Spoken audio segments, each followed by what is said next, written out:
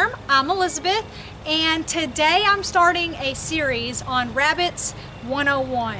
So a lot of you guys have asked for this, and what are the basics of rabbits? What do you do before you get rabbits? What do you need to do once you got rabbits? What kind of cages do you need? Breeding questions, weaning questions, how to care for rabbits, all these different questions, and I'm gonna do a series to try to answer all of those from all of you guys. And if you have any questions and you want me to make a specific video, please leave a comment below and I will definitely get a video for you, and I'm sure there'll be others that would like a video about rabbits. Episode 1, why and which breed of rabbits are best for meat purposes. So there are tons of different rabbits out there to choose from. So why a meat breed? And out of all the meat breeds, why do I raise New Zealands? I raise New Zealands, and so that's definitely my go-to breed I know the most about, but I'm also going to tell you about some other meat breeds that are perfect if you're just a backyard meat breeder for rabbits. So why New Zealand's? Well, when I did my research, New Zealand's were easy for me to find in my area, so that's the reason I chose them. I actually had the choice between New Zealand's or Californians. So Californian is another type of meat rabbit. So if you look at the picture, this is going to be a New Zealand. And then if you look at this picture, that's a Californian. So the main differences between a New Zealand and a Californian is the variety, or what color they are. So New Zealand's come in 5 different varieties. They come in red, black, blue, white, and then broken, which is just the white with another one of the colored varieties. Where Californians only come in one variety, and that's the white body, as you saw in the picture, with the black ears and the black nose. So whenever I decided which meat breed was I gonna do, I chose New Zealand's because I thought having different colors and pretty babies was something that was more interesting to me, and I didn't want to just have the same old white rabbit with the, you know, black ears. I wanted to have pretty rabbits, and so that's why I chose New Zealand.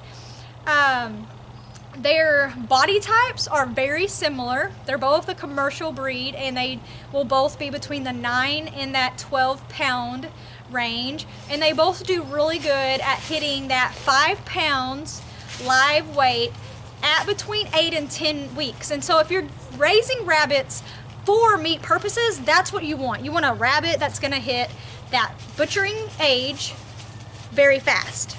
So those two are probably the best at hitting that 10 weeks, 5 pounds thing. So that's why those are probably my top 2 picks. Now there's also a Rex. So there's Rex and Mini Rex. Mini Rex is the smaller one, and that is not a meat breed. You want a standard Rex, and you can look at this picture.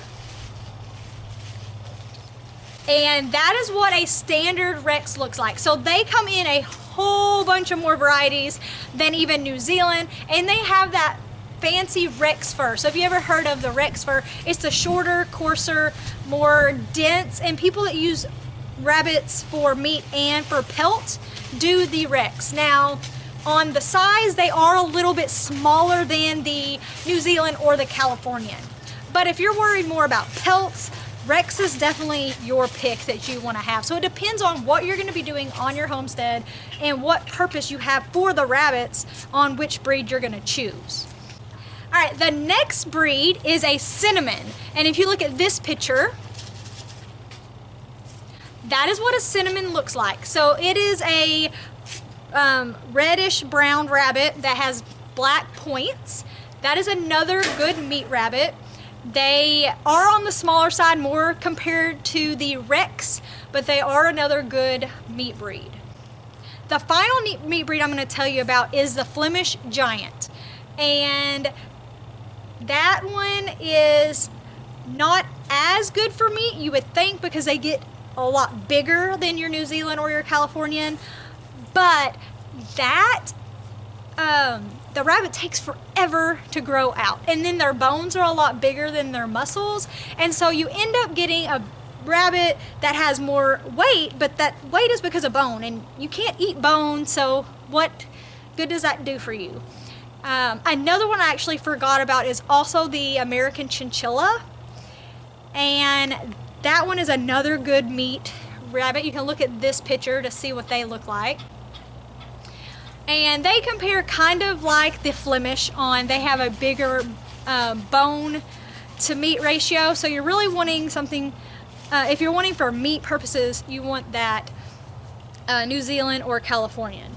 Now the American chinchilla, it is a heritage breed, and it's also on the rare list. It's also on the, I think it's been brought up from endangered to like partially endangered. So if you're wanting to get something that's a heritage breed that is not very common, that would be one that would be good for you.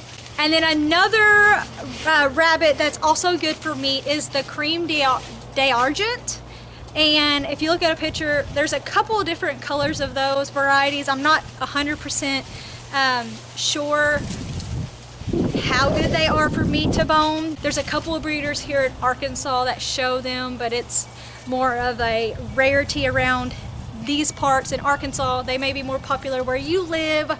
So that's another good meat source. It gets up in the 9 or 10 pound range as well.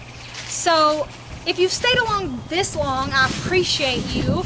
And again, if you're looking for meat, backyard meat purposes, you want a Californian or a New Zealand. They're going to be your best bone to meat ratio. And so when you are dressing them out, if you have a 5 pound rabbit, you'll get about half of that for the meat purpose. So you'll get about 2.5 to 3 pounds of meat for your rabbit, and it only takes about 8 to 10 weeks. So if you're looking at that, that's about a month and a half. If you go to the 12 week, they should be closer to that 6 pound mark.